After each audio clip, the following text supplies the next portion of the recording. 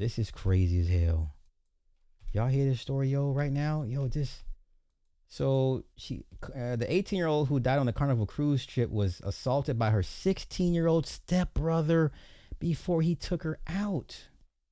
She died from mechanical asphyxiation and was found under a bed in her cabin. Kepner told her family on the cruise that she didn't feel well and went to her cabin after dinner. The following day, when her dad and stepmother gathered the family for breakfast, they noticed she was missing. Her body was found around 11 a.m. by a maid, stuffed under a bed in a blanket and covered with life jackets. Jesus. The stepbrother, only identified as TH, has been indicted for first-degree murder and aggravated sexual assault as an adult. Yikes. Okay.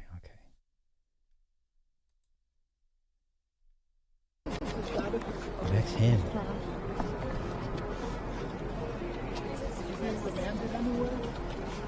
Ooh, buddy, the news ain't nothing nice. The news ain't nothing nice.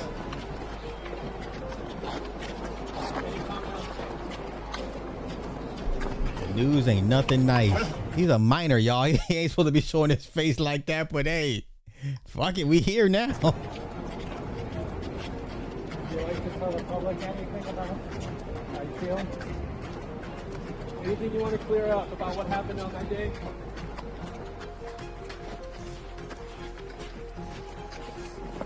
He's wearing a hat, he's covering his face, his attorney is holding him to walk.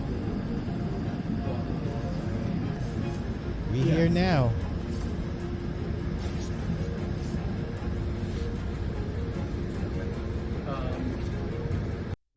Wow. So this was the mother's daughter.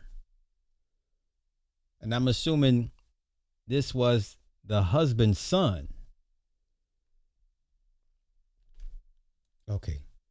So in the sworn motion, he says his 16-year-old child who was on the cruise with mother Chantel Hudson is officially being questioned in Anna's death and was briefly taken into custody before being released to live with a third party.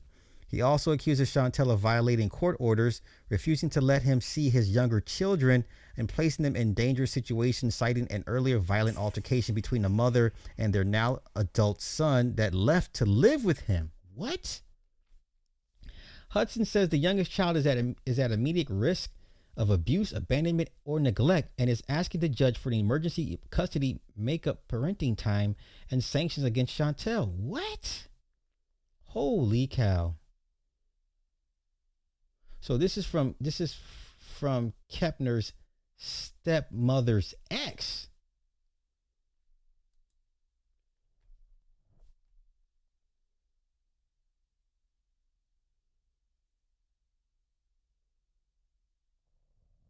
The adult child of the parties alleged a violent altercation between himself, the mother, and her paramour, her lover, that led to him residing with the petitioner.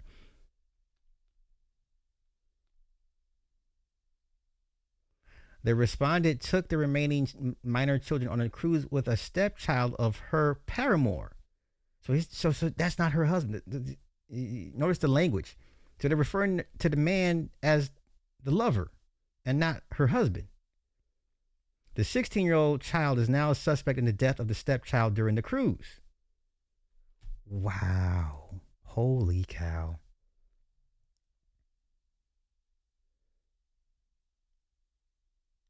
Respondent is willfully violating court orders.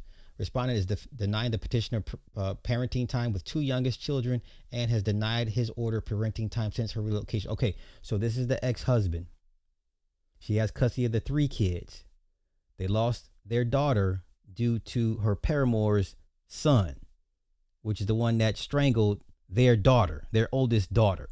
So now she still has the two youngest children with her and the paramour. So the ex-husband's like, I need to remove those two children or get more parenting time with the two children because they're in danger. Wow. Holy cow.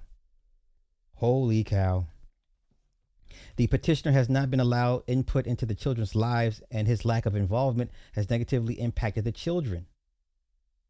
The 16-year-old's future has been put in jeopardy because of the choices made by the respondent. The respondent is continuing to alienate the two youngest children from the petitioner. Good Lord. Yeah, where's the red pill for this? How does the red pill help this man? Placing the youngest child in the care of the petitioner, addressing the placement of the 16-year-old, awarding the father additional parenting time based on upon the denial of parenting time, requiring that the parties cooperate with appropriate services for the minor children, and awarding the petitioner's attorney's fees and costs to be paid by the respondent. This is sad. But where's the red pill for this shit at? How's the red pill going to help this guy? This is sad. This is sad. Lord have mercy. Lord have mercy.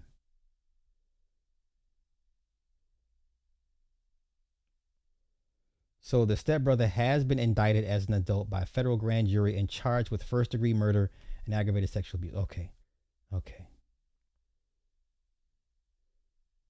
That's him. Wow.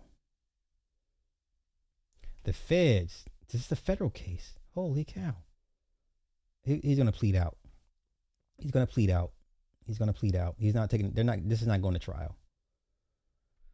In the indictment obtained by TMZ, the feds claim Anna's stepbrother vaginally penetrated her with his phallus by the use of force. It's the first time we've seen the feds allege this assault in connection with Anna's killing. A report in the wake of Anna's death claimed her stepbrother had a weird infatuation with the cheerleader, allegedly climbing on top of her in bed once when she was asleep. So this is not the first time he's tried to do this. Wow, wow, wow. I feel bad for the father, man. I know he's just wrecked. I feel bad for the father. Oh my God. Oh. See? Now, if the father goes ham and whacks everybody, would you blame him? Would you blame him?